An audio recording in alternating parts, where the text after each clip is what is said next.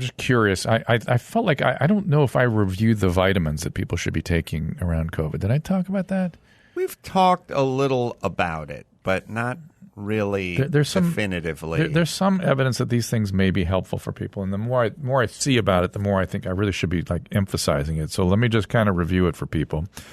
Vitamin C, 1,000 milligrams. Or they can just turn on CNN on any time of the day and get a nice crawl of all the best supplements to take and all the things you should be doing to protect your immune system, right? CNN, yes, of course. They're the world's experts in this. Yeah, they're trying to help. I just have your list here. I was going to help if you forgot. Oh, no, I know what it is, but good. I got to give you this. Gary asked for the list one time. Vitamin D. The vitamin D, I take about 5,000 international units a day. You should talk to your doctor about it, depending on your situation. Somewhere between 2 and 5,000 is about right. 1,000 of C, 2 to 5,000 of D. Melatonin has been advocated, 5 to 10 milligrams. Exactly what? People don't exactly know. Zinc seems to be a very important cofactor. There's a guy named John Campbell, a British nurse educator that does these daily sort of YouTube videos, and he reviews zinc. It's a really nice job of reviewing the evidence on zinc and how important it is. 25 milligrams if you're not sick. 50 milligrams is advocated if you are sick. And then there's a thing called quercetin, Quercetin, 500 milligrams, that I take myself, my wife takes it. I've been hesitant to recommend it because the data is not there, but there is increasing observational data that the quercetin is useful. And there's some interesting data. You know, what's happening is because the whole thing has become so weirdly politicized, physicians are like becoming like the French underground and starting to talk amongst themselves and stuff. And if you get sick, know that there are lots of physicians that are advocating something called ivermectin for the antiviral properties with doxycycline. Lo and behold, there was a big research article using CRISPR technology. Mind if I get into this for a second? CRISPR technology. Which is DNA technologies, where they isolated 30 genes that the virus needs to get into cells. So each of those genes are sort of potential targets for treatment. They also started looking at things that interfered with viral replication inside the cell, and medication that interferes with that raises cholesterol levels, not the circulating cholesterol that like Vinny and I talk about. This is inside the cell. And cholesterols are just molecules. You ever seen what a cholesterol molecule looks like? No. It essentially looks like I'm just going to show you a picture of it. It's just like it's just a ring structure like that, essentially. You see these different rings. How am I supposed to say it? Yes. Okay. It's just a bunch of rings. It's a backbone for most hormones. There, Gary's going to put it up there. There it is. That's a cholesterol backbone. And when that goes up in cells, viruses don't replicate very well. And they found 3 medications that do that.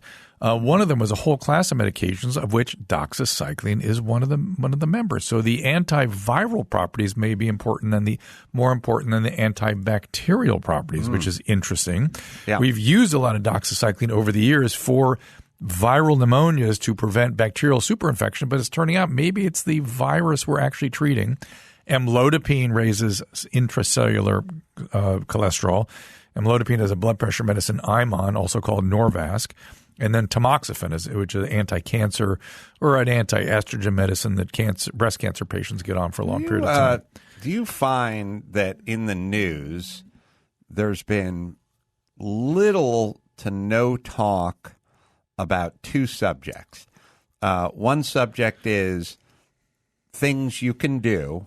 Now, there are things you can do involve wearing a mask and burying yourself in your own backyard. Yes. That's their thing. But burying yourself being number one. Everything they tell you can do is something that some fucking governor has mandated. Right. They don't tell you anything about health and wellness. I've not heard I've not heard jack squat about supplements, about activities, about lowering your blood pressure, or exercise. I haven't heard anything reported about that. And I haven't heard anything or almost anything reported about therapeutics.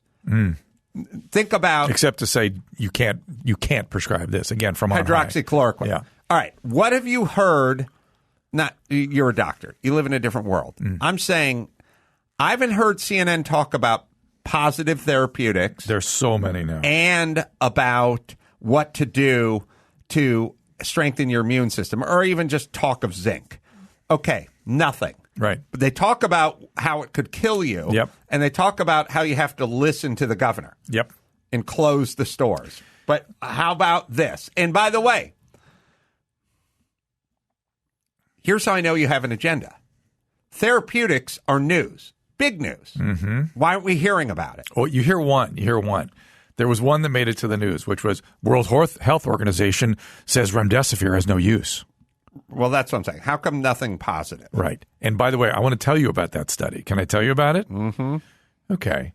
So, but let me just say, one of the reasons I'm happy that USC and Caltech is stepping forward and going, let's put a panel together and start to really talk about what people need to do. So good for them and good for Catherine Barger for listening to that. But here's the study about the World Health Organization. It was so stunning, I actually went downstream to look at more of their studies.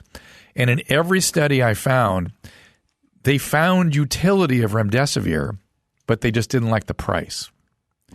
So in this one study where they decided that remdesivir is not useful, they put together a panel, 28 people, an ethicist, 4 patients who had recovered from COVID. This is fucking medical research.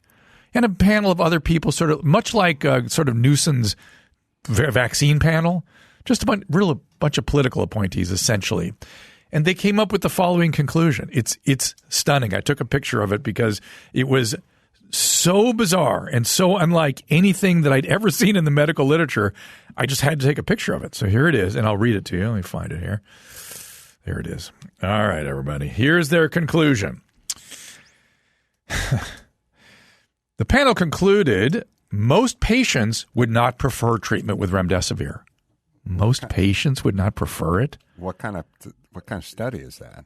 Yeah. Well, what do most patients know? They don't know what remdesivir is. Are they physiologists? Are they medical? Anyway, never even heard the word remdesivir. Let me keep going. Let me keep going. Any beneficial effects are likely to be small, and the possibility of important harm remains. Yeah, no duh. That every time we use a therapeutic. They acknowledge, however, listen to this. You ready? Mm-hmm. That values and preferences are likely to vary, and there will be patients and clinicians who choose to use remdesivir given the evidence has not excluded the possibility of efficacy. What kind of story is that? That was in the British Medical Journal. That became international headlines. The World Health Organization says we shouldn't be prescribing remdesivir. Do you see how insane this has become? Yes, I do. You cannot rely on anything in the press. You've got to go read the research that they're quoting. Agreed. Gary has a question. Just I know these things change and have changed over the course of my asking, but one of the things you told me that you didn't mention this time was 500 milligrams of magnesium. Yeah, magnesium's in there. Okay, so we are still on that. Cool. Yep. I'm just to your point, Adam. 500 magnesium? 500 milligrams, yeah. Oh. Magnesium, well. What were the pills? I thought we were breaking them in half or That's something. Zinc. Oh, zinc. Zinc Sorry, to 25. I got magnesium screwed Yeah. up. Sorry, go ahead. But I am interested in immunological and metabolic health. I'm working with a company called Adamcarolla, where I'm actually going to measure my own immunological profile. And I'm really interested in how we might change our approach to metabolic and immunological health, because it's increasingly clear that the metabolic system, the obesity, the metabolic syndrome like I have, is affecting our immune system, and we can adjust that with our diet, with our supplements. And I'm just getting very interested in that. And I think before COVID, I would have been a little bit skeptical, but it's starting to look like really important stuff.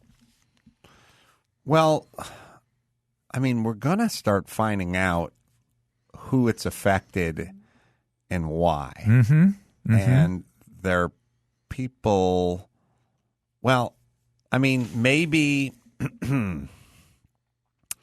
again, some of this is just sort of crazy gypsy stuff, but obviously you take, I don't know, let's take Bean and Bryan Cranston. Yeah.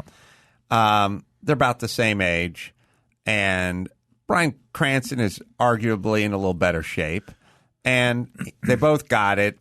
And it affected Cranston to some degree, but it did affect Bean more. Mm-hmm. And they're both fine, but he got hit harder than Cranston did. Might that be because Cranston's system is a little different, little stronger, metabolically healthy? Right. Could have been the dose. We're starting to think about the inoculative virus. Could have been the fact that Northern Hemisphere is getting things worse. He's further up in the Northern Hemisphere. He's in England. Right. Right. North. Right. And so these are all things we're trying to figure out.